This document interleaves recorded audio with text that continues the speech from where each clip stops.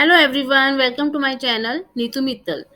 So today we will do meaning, objective, scope and nature of accounting. That is the first chapter of accountancy of plus one. So let's start. We start with definition. So try to understand the definition. All the characteristics will be found in this definition. Okay. Then accounting is the art of recording, classifying, and summarizing in a significant manner, and in terms of money transaction and events which are in part at least of financial character, and interpreting the result thereof. अब आपने definition पढ़ी है, अब इसकी characteristics देखो, वो सारे definition से रिलेटेड है। फर्स्ट क्या है? आइडेंटिफिकेशन। आइडेंटिफिकेशन क्या है? Main feature of is to identify the financial transaction and events. Events क्या होता है? जो भी बिजनेस डील होती है उसे इवेंट्स बोलते हैं। तो business transaction will maintain in books, only business transaction he books में मेंटेन की जाएगी। जैसे हम फर्नीचर खरीदने जा रहे हैं, हम ऑफिस के लिए फर्नीचर खरीद रहे हैं और घर के लिए फर्नीचर खरीद रहे हैं, तो जो ऑफिस के लिए फर्नीचर खरीद रहे हैं ओनली वही अकाउंट्स बुक में लिखा जाएगा। घर के लिए फर्नीचर खरीदा वो नहीं लिखा जाएगा। Okay. Next is measuring. Measuring क्या होता है कि money value should be present. जब भी हम कोई अकाउंट्स बुक बनाते हैं उसमें मनी वैल्यू होनी चाहिए, अदरवाइज वो नहीं लिख सकते। हम उसे केजी में, ग्राम्स में, इसमें नहीं मेजर कर सकते। इन्हें सिर्फ मनी में मेजर करते हैं कि हमने फर्नीचर खरीदा तो उसके लिए कितने पैसे दिए, कितने रुपीज दिए। तो measuring the identification of identified transaction. Next is classifying. Sorry, measuring के बाद आता है रिकॉर्डिंग। हमने मेजर कर लिया, हमने आइडेंटिफाई कर लिया कि बिजनेस ट्रांजेक्शन हुई है कि नहीं हुई। उसके बाद आता है रिकॉर्डिंग। हमने उन सबको रिकॉर्ड करना, हमने क्या लिया, क्या दिया, कितना खर्चा हुआ, इन सबको रिकॉर्ड करने के लिए हमें बुक्स मेंटेन करनी पड़ती है, क्योंकि डेली में बहुत सारी डीलिंग होती है। उन सबको रिकॉर्ड करने के लिए हम एक बुक बनाते हैं, उसे बोलते हैं जर्नल बुक। ओके। उसके बाद हम करते हैं क्लासीफाइंग। बहुत सारे अकाउंट्स होते हैं बिजनेस में, expenditure account, creditors account, debtors account, purchases account, sales account. इन सबको जर्नल में हम देखेंगे तो बहुत टाइम लगेगा, इसलिए उन सबको ट्रांसफर करके हम लेजर में डालते हैं, तो उस बुक को बोलते हैं लेजर बुक। उसके बाद हम करते हैं समराइजिंग। लेजर में भी काफ़ी लंबा प्रोसीजर है। लेजर से हम समराइज करके प्रॉफिट एंड लॉस कैलकुलेट करते हैं, तो उसके लिए हम बनाते हैं प्रॉफिट एंड लॉस अकाउंट। और बिजनेस की पोजीशन बताने के लिए हम बनाते हैं बैलेंस शीट। उसके बाद आता है six, analysing and interpreting. Analyse करना, जैसे हमने 10,000 की चीज़ 12,000 में सेल की तो हमारा कितना प्रॉफिट है? 2,000 रुपीज़। ये है एनालाइजिंग। और इंटरप्रेट करना कि अगर 2,000 हमें आ रहा है तो वो क्या है? हमारा प्रॉफिट। अब इसके बाद आता है कम्युनिकेशन। इन सबको, हमारा जो भी बिजनेस डील हो रहा है, बिजनेस में प्रॉफिट हो रहा है, नुकसान हो रहा है, ये सब हमें कम्युनिकेट करना पड़ता है बिजनेस से जुड़े लोगों के साथ। वो बिजनेस के यूजर्स के साथ communicate the business condition to users. वो यूजर्स भी दो तरह के हो सकते हैं, दो तरह के हैं हमारे पास। एक होता है यूजर इंटरनल और एक होते हैं एक्सटर्नल। इंटरनल यूजर कौन होते हैं? हमारे ओनर, बिजनेस के ओनर और मैनेजमेंट। ओनर को पता होना चाहिए कि बिजनेस की क्या कंडीशन है, इसलिए उसे कम्युनिकेट करना जरूरी है। और मैनेजमेंट जो हमारा स्टाफ है, उन्हें भी नॉलेज होना चाहिए कि जिस कंपनी में वो काम कर रहे हैं वहाँ पे प्रॉफिट में जा रही है कि लॉस में जा रही है। इसी तरह एक्सटर्नल, बाहर के लोग क्यों जानना चाहेंगे?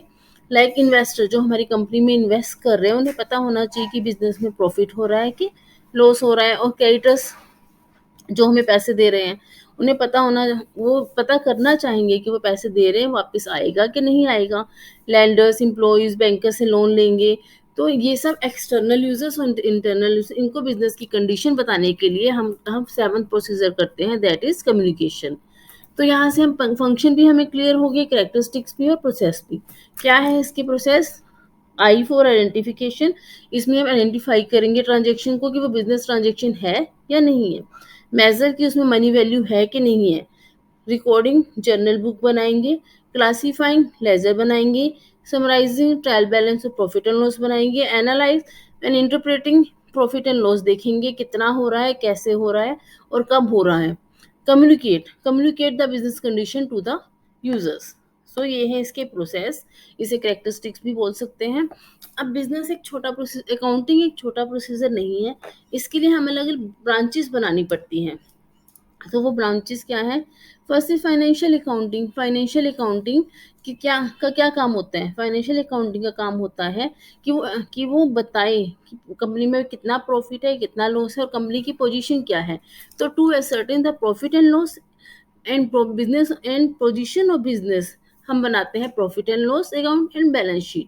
Profit and loss account shows the profit and loss of company and balance sheet show the position of company. Okay. उसके बाद हमारा सेकंड आता है कॉस्ट अकाउंटिंग. कॉस्ट अकाउंटिंग का क्या काम है? To ascertain the total cost in per unit cost of goods produce and services rendered by business.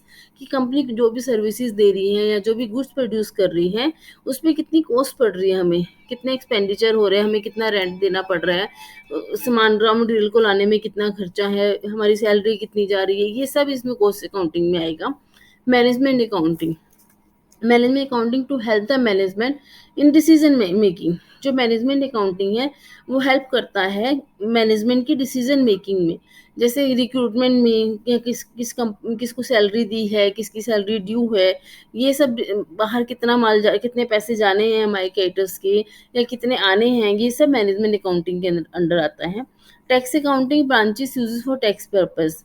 ये टैक्स पर्पज के लिए यूज़ की जाती है ब्रांच. Social responsibility accounting. बाहर जो हमारे क्लाइंट्स है, जो हमारे इन्वेस्टर है, उनको कंपनी की राइट पोजीशन बताना, राइट इन्फॉर्मेशन बताना सोशल रिस्पॉन्सिबिलिटी अकाउंटिंग का काम है. ओके, तो समझ आया आपको ब्रांचेस ऑफ अकाउंटिंग. अब आता है difference between book keeping and accounting.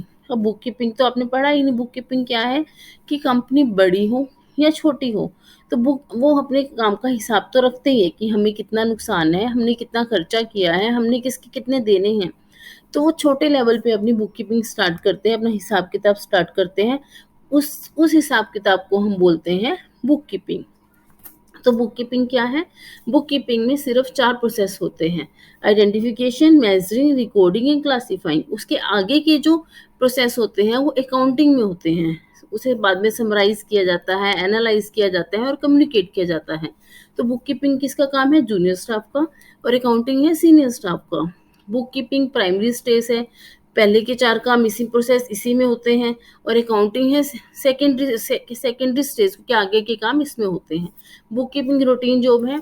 ये हमें डेली बेस पे रिकॉर्ड करना पड़ता है कि आज कितनी परचेज आई, कितना कितनी परचेज हुई है, कितनी सेल हुई है. तो book keeping is a routine job and accounting is a analytical and dynamic job. ये फाइनेंशियल ईयर के एंड में हम हिसाब लगाते हैं कि हमारे बिजनेस की क्या पोजीशन है. बुक कीपिंग के लिए स्पेसिफाइड स्किल नहीं चाहिए होती, जबकि अकाउंटिंग के लिए स्पेसिफाइड स्किल चाहिए होती है. समझ आया ये आपको? तो अब हमारा नेक्स्ट क्या है? गोल्स. हमारे अकाउंटिंग के गोल्स क्या हैं? हम कुछ भी कर ले, अकाउंटिंग एक ही चीज़ है. हम अकाउंटिंग किस लिए बनाते हैं? कि उससे हमारा प्रॉफिट एंड लॉस पता चले, बिजनेस ट्रांजेक्शन को सिस्टमेटिकली रिकॉर्ड करा जा सके, फाइनेंशियल पोजीशन पता चले बिजनेस की, और हमारी जो वेरियस पार्टी है उनको हमारी बिजनेस की कंडीशन के बारे में, पोजीशन के बारे में पता हो. तो ये सब वही वाले पॉइंट्स है जो उसके फंक्शन में आते हैं, प्रोसेस में आते हैं. तो सेम फंक्शन है: to keep systematic record of business transaction, to calculate profit and loss, to ascertain the financial position of the business, to provide various information to various parties. Goals के बाद आते हैं function. Function भी same है. जब हमारे accounting में एक ही काम है, अकाउंटिंग का मेन एक ही मोटिव है कि कंपनी का कंप्लीट एंड सिस्टमेटिक रिकॉर्ड रखना, कम्युनिकेशन अच्छी देना, financial result to the various parties को, protecting the asset of business की कंपनी का फर्नीचर बिकने तो नहीं वाला, इतना लॉस तो नहीं हो रहा, या किसी मशीन को डेप्रिसिएशन तो नहीं लग रहा. तो ये protect the asset of business, provide assistant to management. Management को कोई भी डाउट होता है, कोई भी परचेज को लेके कंफ्यूजन होती है, कोई कोई सेल को लेके कंफ्यूजन है, तो वो अकाउंट्स बुक में चेक कर सकती है. तो ये वर्क लाइक असिस्टेंट. ट्रस्टीशिप, इस पे हम विश्वास कर सकते हैं क्योंकि ये रेगुलर बेसिस पे बनती है. फिक्सिंग रिस्पॉन्सिबिलिटी, इसके अकॉर्डिंग हम रिस्पॉन्सिबिलिटी कॉस्ट अकाउंटिंग की क्या है, फाइनेंशियल अकाउंटिंग की क्या है, अलग अलग ब्रांचेस में रिस्पॉन्सिबिलिटी फिक्स कर सकते हैं. ओके. उसके बाद आता है accounting versus accountancy. This is the main question, very important question of accountancy. ये एग्जाम्स में मोस्टली आता है, तो इसे समझ के करना है. अकाउंटिंग क्या है? अकाउंटिंग है कि हमें क्या करना है. अकाउंटेंसी हमें कैसे करना है. अकाउंटेंसी हमें रूल्स एंड प्रिंसिपल प्रोवाइड करती है. अकाउंटेंसी में पूरी नॉलेज होती है अकाउंटिंग की. तो accounting is a prescription of accounting, of what we have to do in accounting, कि हमने क्या करना है वो अकाउंटिंग में आता है. अभी पढ़ के आपको पता चलेगा. जैसे it's concern with recording, classifying and summarising of transaction. इसमें हमने वही रिकॉर्डिंग, क्लासिफाइंग, समराइज करते हैं। जबकि accountancy it is a body of knowledge, इसमें हमें नॉलेज होती है कि हमें कैसे रिकॉर्ड करना है, कैसे क्लासीफाई करना है, कैसे समराइज करना है with the following of rules and principle. Okay, इसका ये बहुत नैरो स्कोप होता है इसका, it is narrow in scope, it is much wider scope. Accounting is depends on book keeping, accountancy is depend on both. और accounting its main function is to ascertain the net result financial position of the business. It includes the decision making function and on the basis of information. Accountancy में जो भी information है उसके base पे decision लिया जाता है, जबकि इसमें दिखाया जाता है कि कंपनी की क्या पोजीशन है। Is it clear? नाउ है quality characteristics of accounting. Accounting में क्या क्या होना चाहिए? रिलायबिलिटी, इसमें इतनी रिलायबिलिटी होनी चाहिए, स्टेबिलिटी होनी चाहिए कि हम उसे देख के डिसीजन ले सके, हमें उसे देख के समझ आ सके कि हमारी कंपनी की क्या पोजीशन है और हमें आगे क्या करना है। तो कंपनी की reliability should be proper. Okay, now Reliance, इतनी रिलायंस होनी चाहिए कि इसमें ना कुछ ज़्यादा हो और ना कुछ कम हो, इट शुड बी एग्जैक्ट, ये ज़्यादा, ताकि हम समझ सके कि हमारी कंपनी में क्या चल रहा है। अंडरस्टैबिलिटी, इसकी लैंग्वेज ऐसी होनी चाहिए कि हमें समझ आ सके। कंपेटिबिलिटी, इतना क्लियर होना चाहिए कि इसे हम लास्ट ईयर से कंपेयर कर सके, लास्ट ईयर इतना प्रॉफिट था, इस ईयर इतना प्रॉफिट है, और अगर लास्ट ईयर प्रॉफिट था और इस ईयर लॉस है तो क्यों है। Faithful presentation, it should be faithful, manipulated नहीं होनी चाहिए। अकाउंट एडवांटेज ऑफ अकाउंटिंग, वही जो हमारे फंक्शन है, जो हमारे गोल्स है, वही इसकी एडवांटेज है। फाइनेंशियल इन्फॉर्मेशन अबाउट बिजनेस, इससे बिजनेस की फाइनेंशियल इन्फॉर्मेशन मिलती है। असिस्टेंस टू मैनेजमेंट, ये मैनेजमेंट को असिस्ट करते हैं कि क्या, कहाँ वो गलत जा रहे हैं, कहाँ सही जा रहे हैं। रिप्लेस मेमोरी, मेमोरी यदि हम कुछ भूल जाते हैं कि हमने लास्ट ईयर कितनी परचेज की थी, हमने किस कंपनी का कितना पैसा देना है, किससे कितना पैसा लेना है, हमारे कितने डेटर्स है, कितने कैरेक्टर्स है, ये सब हमें अकाउंटिंग से पता चलता है। फैसिलिटेट कंपैरेटिव, ये हमें कंपैरिजन में हेल्प करते हैं कि लास्ट ईयर हमें कितना प्रॉफिट आया था, इस साल कितना प्रॉफिट आया है। फैसिलिटेट लोन, जहाँ हमें लोन लेना है वहाँ हमें कंपनी की टर्नओवर दिखानी पड़ेगी, वहाँ हमें बताना पड़ेगा कि हमारी कंपनी इतने प्रॉफिट में जा रही है या हमें इतना लोन क्यों लेना पड़ रहा है, वो सब अकाउंटिंग पे डिपेंड करता है। Evidence in court, we can use it as an evidence in court. अब है लिमिटेशन, जहाँ इसके एडवांटेज है वहाँ इसकी लिमिटेशंस भी हैं।